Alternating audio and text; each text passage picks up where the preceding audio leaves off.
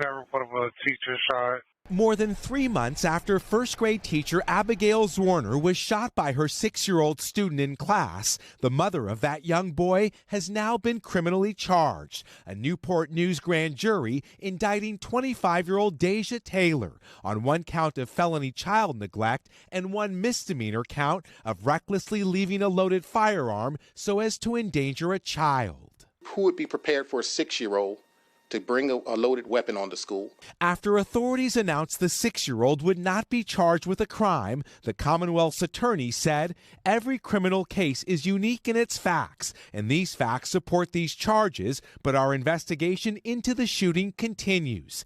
Abigail Zwerner speaking exclusively to Savannah last month. The initial gunshot went through my left hand. The gunshot then went into my chest up here. The 25-year-old, who says the bullet still remains lodged in her body, is suing school administrators for $40 million, alleging gross negligence. Zwerner said staff failed to act on several warnings that the 6-year-old had a gun. Everything about this is so unthinkable.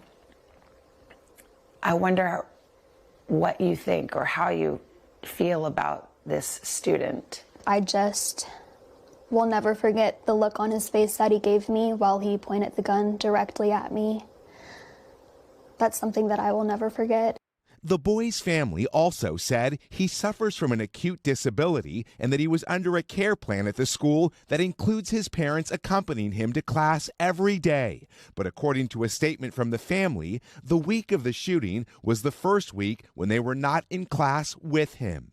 Zwerner's civil suit also alleging that the parents did not agree for him to be placed into special education classrooms. Zwerner's attorney says the new indictment addresses one failure, but school leaders are also accountable.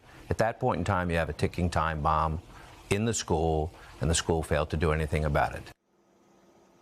While questions still remain over how the 6-year-old was able to access the gun, the family has said the weapon was secured, and they've always been committed to, quote, keeping firearms out of the reach of children. Meanwhile, the school district had no comment on the indictment, but previously told NBC News they're working to address safety and security concerns in all their buildings. Savannah. All right, Miguel, thank you. We're joined now by NBC News legal analyst Danny Cevallos. Hi, Danny. Can you just break down the charges here? You got a felony and a misdemeanor against the mom. What did the charges signify? Yeah, the felony is your basic child neglect, very broadly drafted, and all it really requires is a reckless disregard for the child's life, or really any life. So that is one of a more general kind of statute that gets you to felony land, but the misdemeanor in this case seems almost tailor-made for this situation. It's basically negligently leaving a firearm around a child, causing some kind of risk. And what's interesting is that both of these charges focus on the child as the victim, not on the teacher as the victim. And I think that's interesting. It probably reflects a very conservative approach.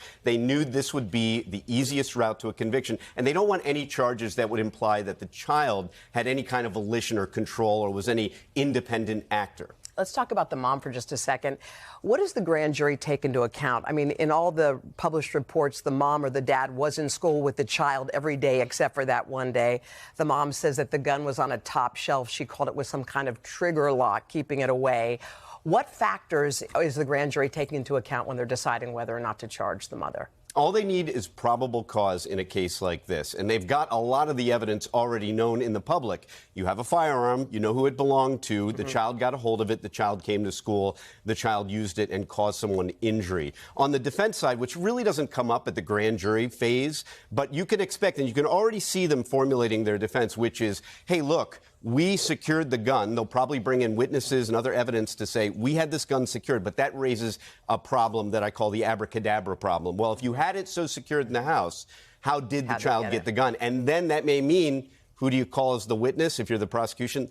A 6-year-old or maybe a 7-year-old by then. And that is problematic. I've cross-examined children that age and above. It is not easy. It's not a fun place to be at all. Yeah, it's one of those, it sort of speaks for itself. If the gun is in the hands of a 6-year-old, almost by definition, it isn't sufficiently secured if that's where you ended up. How do you see this playing out? I mean, do you think a plea deal is likely? I do in this case because the facts are all there. The defense, as I see it building up, is not going to be that strong because, just like you said, let's say they put on good testimony that the gun was completely secured. Well, then what's the theory? That somebody else broke in, unlocked the gun, gave it to the child? That's not going to work. So I wouldn't be surprised if you see a plea here. These charges are ones that you can work with. The state may be willing to work with it, especially if they're willing to come down off the felony and maybe plead to the misdemeanor. But the state may not be willing to do that, given the high-profile nature of this case and the fact that you have a victim in the form of a teacher who acted so heroically. You may not want to let this parent off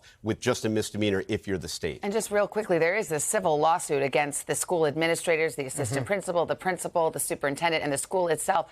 It sounds like the prosecutor is still very much looking at those facts and whether anyone else could be held criminally responsible. Yeah, very much so. It may be the case, and we were talking briefly about this, that they wanted to get the indictment on the parent, and that's an easier path. But for this more complex, thorny issue of how responsible are school boards and school administrators, which, by the way, is an issue that has been litigated a ton in the civil context. So you don't see it a lot in the criminal context. This is a complex issue. They may need to devote more special grand jury time to it to get it right.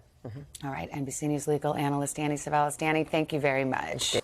Hey, thanks for watching. Don't miss the Today Show every weekday at 11 a.m. Eastern, 8 Pacific on our streaming channel, Today All Day. To watch, head to today.com/allday or click the link right here.